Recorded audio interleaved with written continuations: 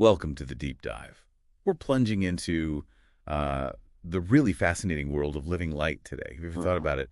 Organism just glowing from the DC to maybe even your garden. What if you could glow? A cool idea. Yeah. So what are we actually talking about here? What is this phenomena? We're talking about bioluminescence. It's basically nature's own cold light, super efficient. It's a chemical reaction. You've got a molecule, luciferin, and an enzyme, luciferase, working together. Like fireflies.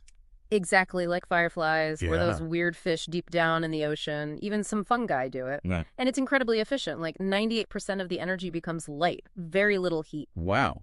Okay, so today's mission, let's explore two things. First, can humans actually glow visibly? And second, maybe more down to earth, can you cultivate glowing stuff, on your own property?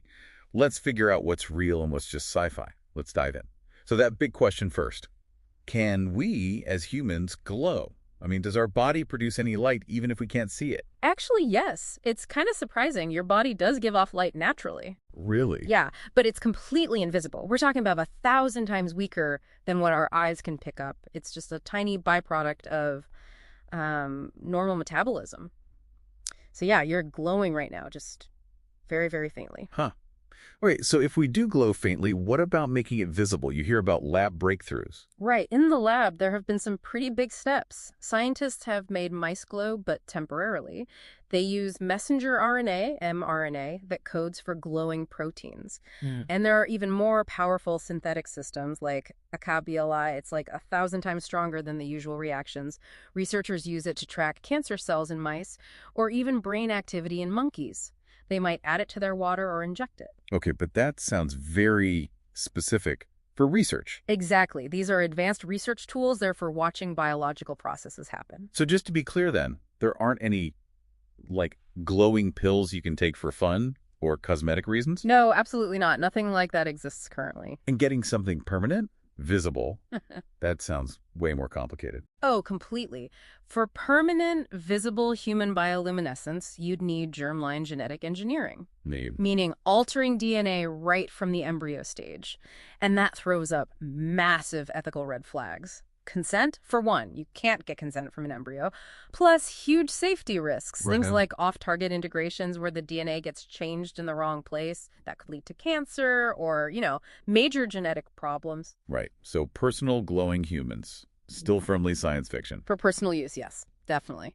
Okay, so if we can't glow ourselves, let's switch gears. What can we grow? This is where it gets really interesting for people at home, maybe. Yeah, but there's a really crucial point here. There are no known naturally bioluminescent plants. Zero. Oh, so anything you see glowing. It's either been genetically engineered, often using genes from things like glowing mushrooms, or it's just got some kind of artificial coating on it.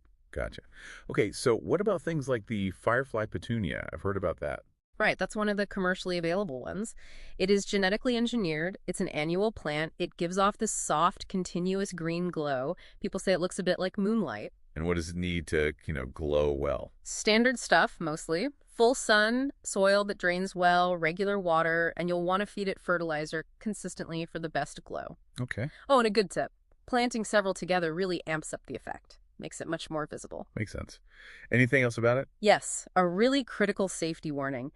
Engineered plants like this petunia, they are not for eating. Strictly ornamental, don't consume them. Right, good warning. Okay, what about glowing mushrooms then? That foxfire stuff you sometimes see on wood. Yeah, foxfire. There are over 70 species of fungi that glow, usually on decaying wood. Some look amazing. Yeah. But, and this is a big but, most of the commonly known glowing ones are either inedible or straight up poisonous. Like which ones? Things like the bitter oyster, Panellus stypticus, or the jack-o'-lantern mushroom, Omphalodus alarius, definitely not ones you want to mistake for an edible variety. So that brings up a question. Yeah. Are there any edible glowing mushrooms? Ah, here's the paradox. There's the honey fungus, Armillaria melea. That one is edible. Okay. But only its mycelium glows. That's the sort of root-like network in the wood. The part people usually eat, the mushroom cap and stem, that part doesn't glow. I see. So if you see the mushroom itself glowing? It's almost certainly not safe to eat. Assume it's toxic. Good rule of thumb. What about moss? I've heard of goblin's gold moss. It's just a Stega pinnata. Yeah, that's an interesting one. But it uses biofluorescence, not bioluminescence. What's the difference again? Bioluminescence is making its own light chemically.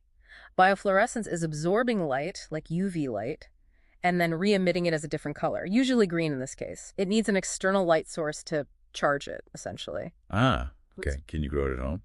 It's extremely difficult. It needs very specific conditions, dark, damp, acidic places like cave entrances, not easy to replicate. Edible? Definitely not for human consumption, no. And just generally, if you are trying to see the glow from any of these cultivated things, darkness is absolutely key. Any ambient light just washes it out, keep humidity high, temperatures right. For plants, feed them well, and like I said, grouping them helps. So wrapping this up, it seems the dream of us humans glowing personally is, well, still very much confined to the lab. It's about medical research tools, not cosmetics. Precisely. But that living light from nature is accessible. You can grow some stunning ornamental plants, see some fascinating fungi. Just stick to the golden rule. Admire the glow, enjoy how unique it is, but for safety's sake, never, ever eat them. Admire, don't ingest. Got it. So here's a final thought for you listening. Beyond glowing petunias or lab mice, what other hidden wonders of the natural world, maybe currently invisible or just out of reach, are waiting for science to reveal and help us understand?